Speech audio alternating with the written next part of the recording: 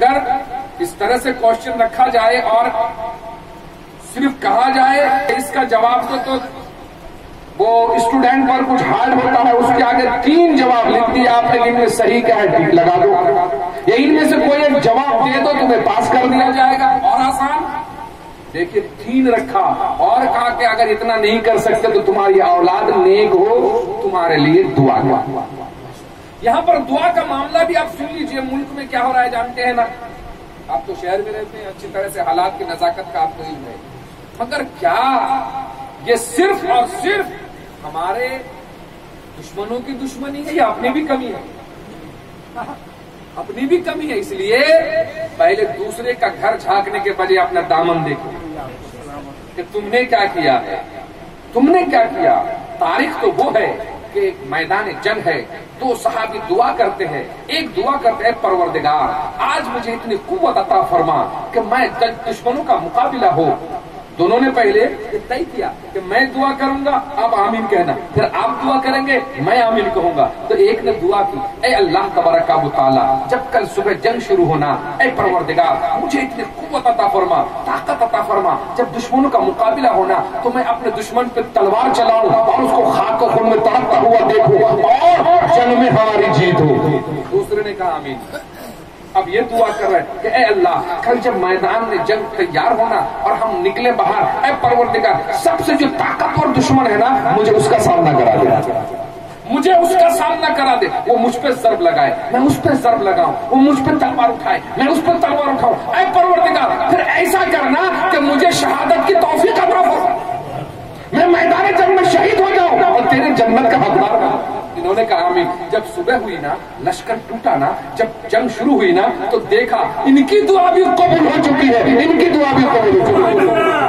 دونوں کے کیسے لوگ تھے، وہ سب کی دعا قبول ہو رہی ہے۔ دوستان محترم، ایک حدیث پاک اللہ کے رسول صلی اللہ تعالی علیہ وآلہ وسلم نے ارشاد فرمایا، حضرت ابو ہریرہ بھی راوی، حضرت انس بن مالک بھی راوی، اللہ کے رسول نے فرمایا ان اللہ طیب لا يقبل الا طیبا۔ میری تو نہیں ہو رہی ہے نا؟ بس بات ختم کر دوں۔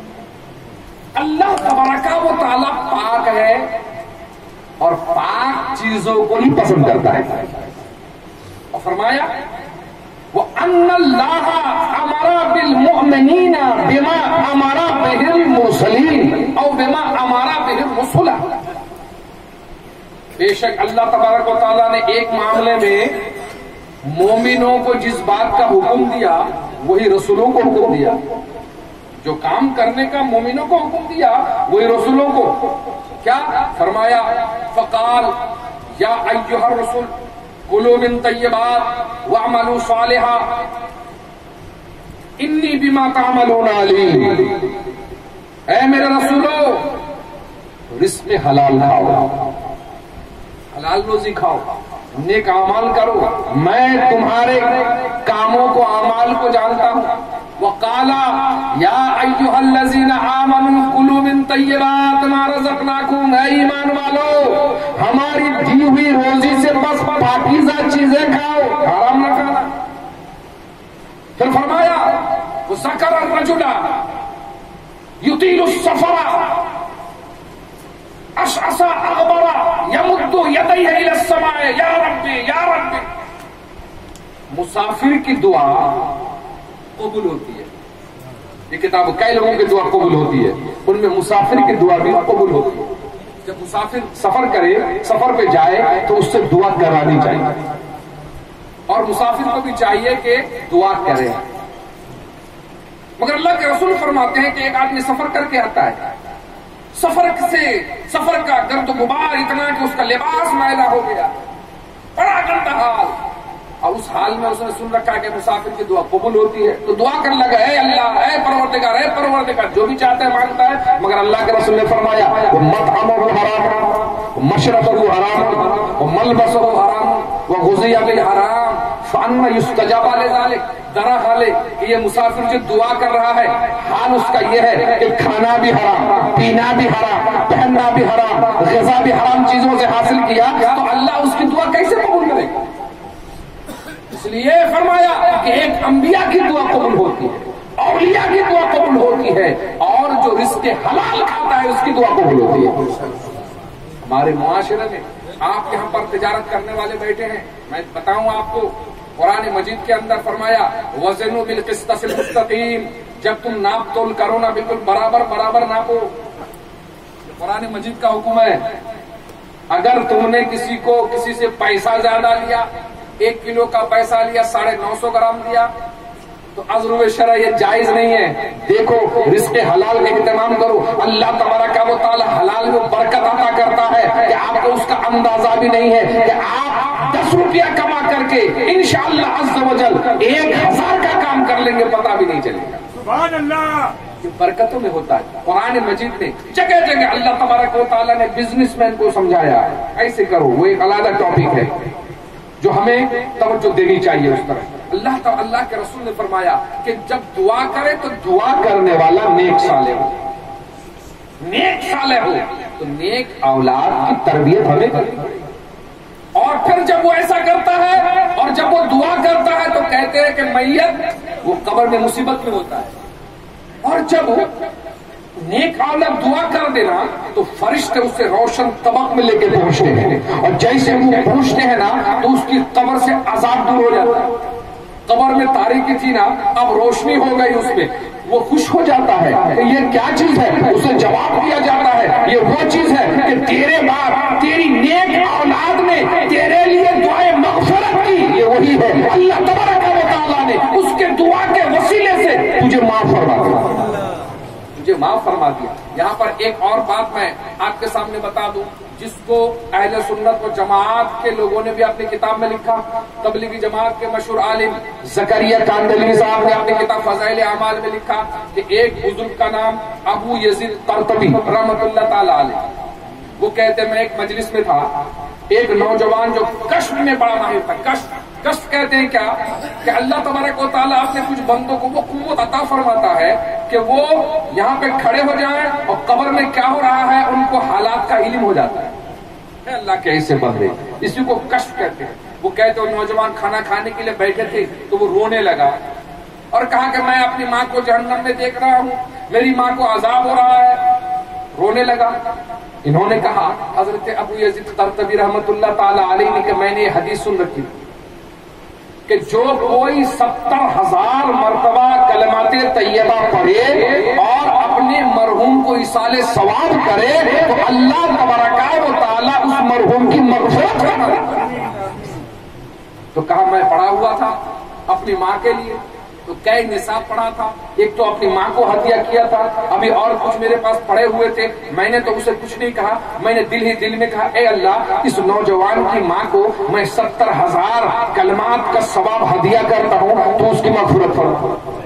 کیا تو ابھی میں یہ بات کہہ کر کے فارغ ہی ہوا تھا کہ وہ نوجوان مسکرانے لگا، ہنس پڑا ہوا کہ اب میں اپنی ماں کو آرام میں دیکھ رہا ہوں، جنت میں دیکھ رہا ہوں. وہ بزرگ فرماتے ہیں کہ مجھے یہ حدیث صحیح ہے، مجھے اس نوجوان کے کشف سے معلوم ہوا، اور اس کشف بھی صحیح ہے تو مجھے اس حدیث سے معلوم ہوا. عرض کرنے کا مطلب یہ ہے یہ ہمارے بزرگوں کا اتفاق شدہ معاملہ ہے کہ زندوں کی دعا سے مردوں کو فائدہ پہنچتا. اب جب جو لوگ اس سے منع کریں تو اہل سنت سے ان کا کوئی تعلق نہیں ہے. ہمیں تو اس مجلس میں رہنا ہے نا، اس مسلک میں رہنا ہے نا جو جنت میں لے جانے والا ہے. آج ہمارے معاشرے میں طرح طرح کے، آج کل یوٹیوب کا زمانہ ہے، وہ سوشل میڈیا کا زمانہ ہے، کوئی کیسے تقریر کر دی، ہمارے نوجوان سن کر کے اس کے دیوانے ہو گئے. یہ نہیں معلوم کہ وہ کون ہے، کہاں سے پڑھا ہے، کہاں سے لکھا ہے، جبکہ اللہ کے رسول نے فرمایا فاظفروا بذات الدین، جب تم کسی معاملہ کرو نا تو دیندار لوگوں سے معاملہ کرو. خاص طور سے ایسا کیوں ہوتا ہے کہ بھائی اور جو دیگر اللہ کے رسول نے فرمایا 73 فرقے ہوں گے، ایک ہی جنتی باقی سب جہنمی ہے، تو باقی فرقے والے قرآن مجید نہیں پڑھنا جانتے ہیں نا، وہ بھی حدیث پڑھنا جانتے ہیں، مگر دیکھیے جب پڑھانے والا غوث اعظم ہوگا تبھی پڑھنے والا حق پہ رہے گا.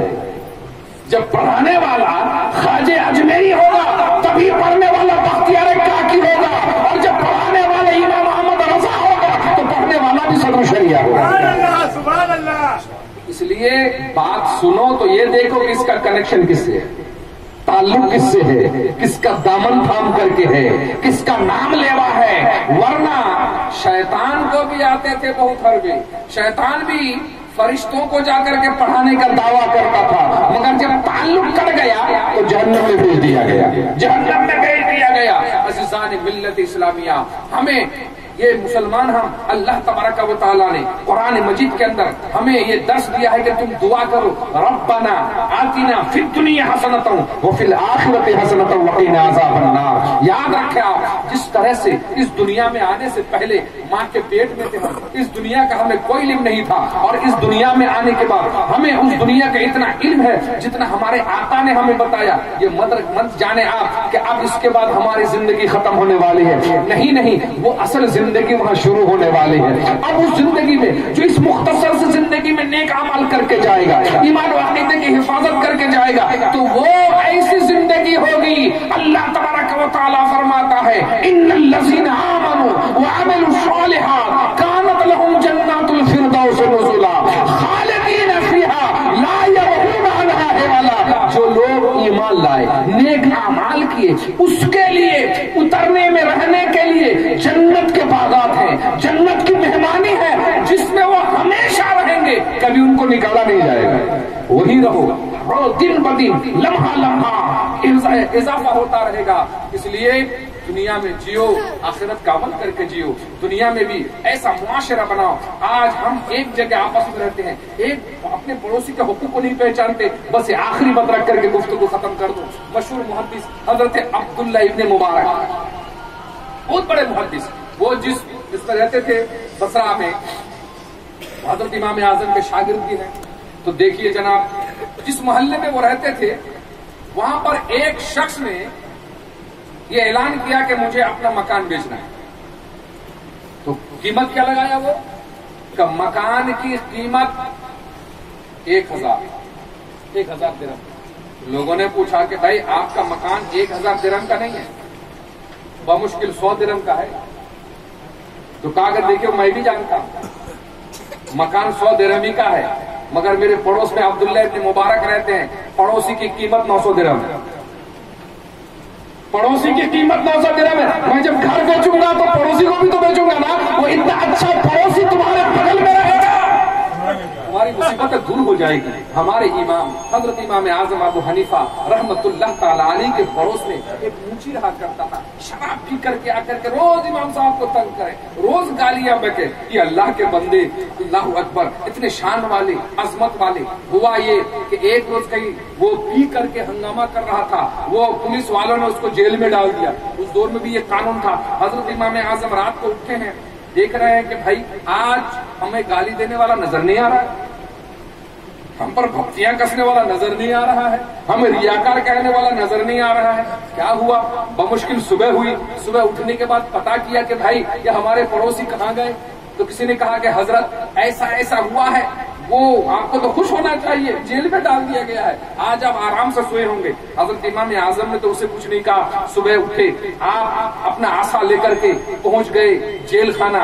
جیل کا دروگا ہے، انہوں نے جب دیکھا کہ امام اعظم آئے، کہا کہ حضرت آپ یہاں تک کیوں تشریف لائے ہیں، اتنی عظمت والے آپ حکم کرتے حضور، یہی سے آپ کا کام کر دیا جاتا. کہا کہ نہیں، معاملہ یہ ہے کہ مجھے ضروری کام ہے تم سے. جس کو کام ہوتا ہے نا اسی کو جانا چاہیے، یہ طریقہ ہے. کہا کہ حضور آپ کا کیا کام ہے؟ کہا کہ تم نے فلاں مجھے کو گرفتار کر رکھا ہے، میں اس کو چھڑانے کے لیے آیا. وہ شخص اور بالکل سن کر کے بالکل سن رہ گیا. عجیب معاملہ ہے، اتنے بڑے امام ایک شرابی کو چھڑانے کے لیے آیا ہے جو اس کے مذہب کا بھی نہیں ہے، اس کی ذات کا بھی نہیں ہے، اس کے رشتے داروں میں بھی نہیں ہے. اللہ اکبر. کہا کہ حضرت اگر آپ کہتے تو چھوڑ دیتے، مگر آپ کو آنے کی کیا ضرورت تھی؟ کہا کہ سنو، وہ میرا پڑوسی ہے، وہ میرا پڑوسی ہے، یہ پڑوسی کا حق ہے، تم اسے چھوڑ دو، ضمانت کے پیسے مجھے لے لو. دوستان محترم، اسے چھوڑ دیا. جب وہ باہر نکلا نا، اسے کوئی چھڑانے والا نہیں تھا. انہوں نے پوچھا کہ مجھے چھڑایا کس نے؟ لوگوں نے اشارہ کیا، تمہیں وقت کے امام اعظم نے چھڑایا ہے، وقت کے امام اعظم نے چھڑایا ہے. لے کر کے آئے اور کہا کہ جاؤ اپنا گھر چلے جاؤ. اب دوسرے دن آج بھی اب حضرت امام اعظم رحمت اللہ تعالی علیہ کو اس کے گھر سے گالیوں کی آواز نہیں آ رہی ہے. اپنی سر پر، پھر بے چین ہو گئے کہ آج تو نہیں پکڑا گیا. جب صبح ہوئی پتہ کیا، کہا کہ تم گھر میں ہو؟ کہا کہ ہاں حضور گھر میں ہوں. کہا کہ پھر آج تم نے کوئی حرکت نہیں کری؟ کہا کہ حضور جس دن آپ نے مجھے جیل سے نکالا تھا نا، میں نے آپ کا بغض و حسد دل سے نکال دیا ہے. جس دن آپ نے مجھے وہاں سے نکالا، میں نے اپنے دل کے کفر و شرک کو نکال دیا. اب تو میں آپ کا دیوانہ بن چکا. ہم امام اعظم کے مقلد ہیں، اس لیے اپنے ایک شہر میں رہو، مل جل کر کے رہو، ایک دوسرے کا کام آؤ، اسلام کی تعمیری جذبہ بیدار کرو اور اس طرح سے آگے بڑھو کہ دنیا میں بھی ہم یہ کہہ سکے اے اللہ تو نے دنیا میں بھی ہمیں اچھائی عطا کیا ہے. اب ہم تجھ سے دعا کرتے ہیں ہمیں آخرت میں بھی اچھائی عطا فرما. اللہ رب العزت کی بارگاہ میں دعا ہے کہ مولا تعالیٰ ہمیں اور آپ سب کو اعمال خیر کی توفیق عطا کرے. استغفر اللہ ربی من کل ذنب واتوب الیہ ولا حول ولا قوة الا باللہ العلی العظیم. بارگاہ صلاۃ و سلام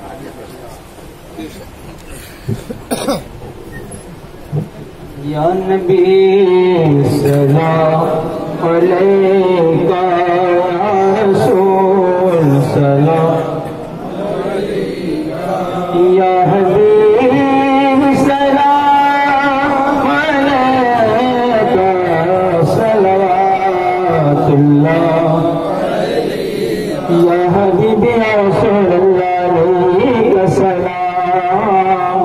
روح جب تن سے جدا ہو، ماہ رمضان دن جمعہ ہو. روح جب تن سے جدا ہو، ماہ رمضان دن جمعہ ہو. اور دوپہر سے دن ڈھلا ہو، لب پہ جاری صدا ہو. یا نبی سلام علیکہ، یا رسول سلام علیکہ، یا حبیب سلام علیکہ، صلوات یا حبیب یا رسول اللہ علیکہ سلام. صدقہ دو غوث الورا کا، اور صدقہ دو خواجہ پیا کا، اور صدقہ دو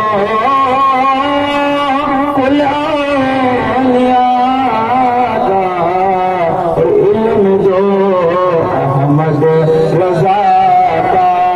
یا نبی سلام علیکہ، یا رسول سلام علیکہ، یا حبیب سلام علیکہ، صلوات اللہ. الصلاۃ والسلام علیکہ، الصلاۃ والسلام علیکہ یا حبیب اللہ صلی اللہ تعالی علیہ وسلم.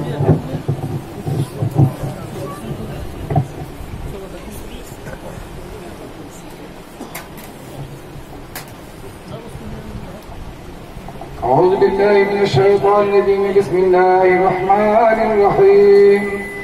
آمن الرسول بما أنزل إليه من ربه والمؤمنون كل آمن بالله وملائكته وكتبه ورسله لا نفرق بين أحد من رسله فقالوا سمعنا وأطعنا غفرانك ربنا وإليك المصير.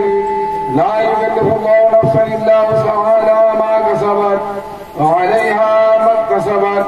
ربنا لا تؤاخذنا إن نسينا أو أخطأنا ربنا ولا تحمل علينا إصرا كما حملته على الذين من قبلنا ربنا ولا تحملنا ما لا طاقة لنا به واعف